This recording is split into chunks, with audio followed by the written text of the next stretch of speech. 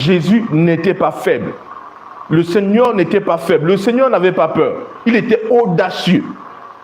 Il était courageux, plein d'autorité. Alors déjà pour commencer, j'aimerais dire quelque chose qui est d'une importance capitale. Vous savez, nous bénissons le Seigneur pour le film de Jésus. Parce que tout simplement, c'est très important de pouvoir mettre en évidence ce qui s'est passé durant le temps du Seigneur Jésus-Christ. Ici, du côté du Sénégal, lorsque j'évangélise, je rencontre souvent des musulmans qui disent ils ne sont jamais allés dans une église, mais ils connaissent Jésus, ils croient en Jésus. Et je pose la question, mais pourquoi vous croyez en Jésus? Ou du moins, pourquoi vous savez que Jésus est puissant?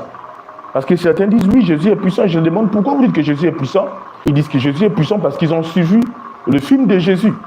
Vous voyez? Et en suivant le film de Jésus, ils ont eu à voir les miracles et les guérisons que Jésus opérait. Donc, à cause du film de Jésus-Christ, certaines personnes ont cru au Seigneur Jésus-Christ. À cause du film de Jésus-Christ, certaines personnes ont cru que Jésus était capable de faire de grandes choses. Et c'est une très très bonne chose. Alléluia. Mais j'aimerais dire quelque chose à propos de la réalité du film de Jésus. Vous savez, il y a un grand nombre de chrétiens qui ne méditent pas la parole de Dieu, qui ne lisent pas l'histoire de la Bible, l'histoire du Seigneur, conformément avec la parole de Dieu, les Écritures. Vous savez, le film de Jésus-Christ que plusieurs chrétiens ont eu à suivre, moi aussi j'ai eu à suivre ce film ne montre pas la profondeur de la vie de Jésus-Christ. Et le film ne peut pas exprimer, montrer la profondeur, la totalité. Le film ne peut pas révéler la perfection de ce qui s'est passé durant le temps de Jésus. Le film nous donne un aperçu. Et c'est un instrument d'évangélisation. C'est très bien. Mais lorsque vous, par les Écritures, vous pénétrez la vie de Jésus-Christ, vous pénétrez le vécu du Seigneur à travers les Écritures, vous allez découvrir certaines réalités que vous ne pouvez pas découvrir juste en suivant un film. Tout le monde me suit ici? C'est très important. Parce qu'aujourd'hui, il y a beaucoup de chrétiens qui ne connaissent pas l'histoire de Jésus selon leur lecture de la Bible. Tout le monde me suit ici?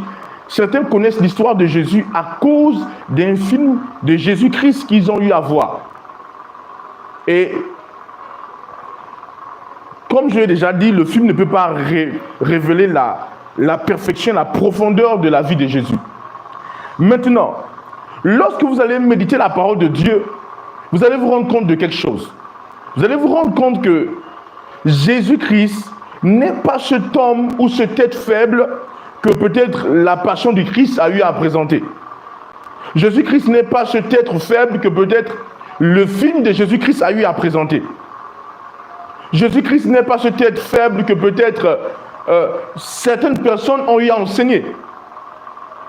En méditant la parole de Dieu, à travers les Écritures qui est la Bible, nous nous rendons compte que Jésus-Christ n'est pas cet être faible.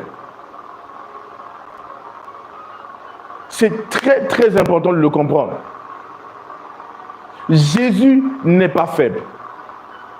Alors, lorsque nous allons voir la vie de Jésus, le vécu de Jésus sur la terre, nous allons voir qu'à certains moments, Jésus va faire preuve d'audace, va faire preuve de courage, va faire preuve de force, va faire preuve d'autorité.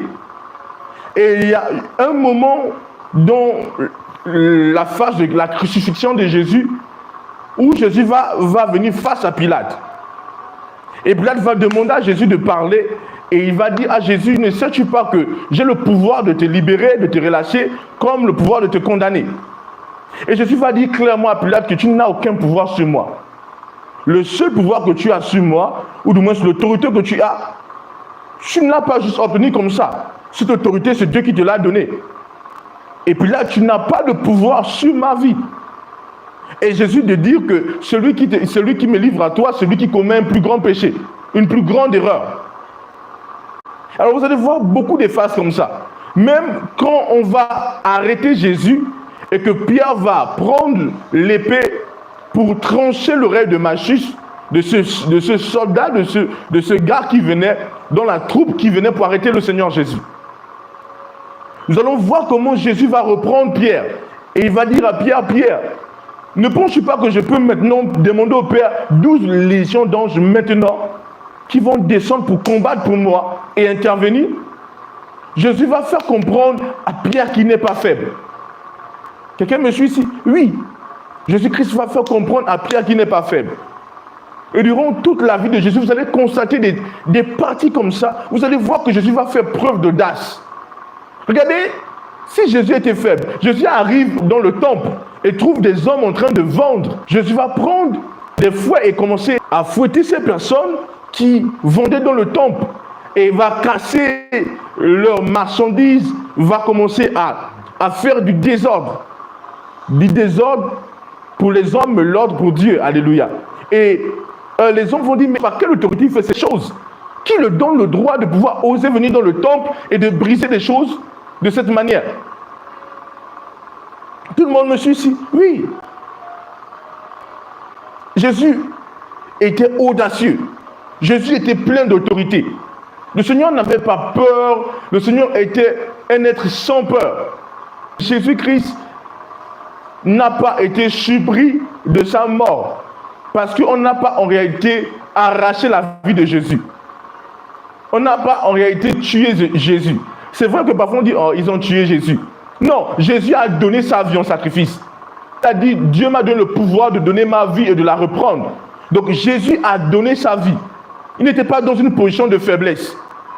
Et lorsque vous attrapez cette réalité et que vous méditez la parole de Dieu, vous allez vous rendre compte que, en fait, il y a une réalité à propos de Jésus que vous ne pouvez qu'attraper à travers une profonde méditation de la parole et par l'illumination du Saint-Esprit. Jésus n'était pas faible.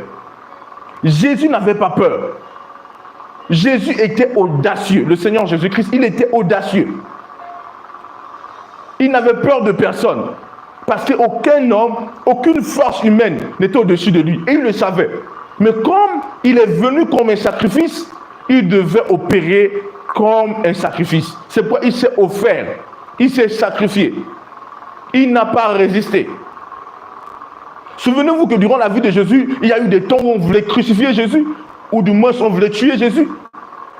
Ils ont amené Jésus sur un endroit pour le lapider, et après le Seigneur est passé juste au milieu d'eux. Quelle autorité! Vous dites que vous allez tuer un homme, vous l'emmenez sur un point pour le lapider, et cet homme passe au milieu de vous. Je ne sais pas que vous puissiez essayer de comprendre quelle était cette personne. Cet homme, cet être qui est Dieu au milieu des hommes, Jésus-Christ de Nazareth.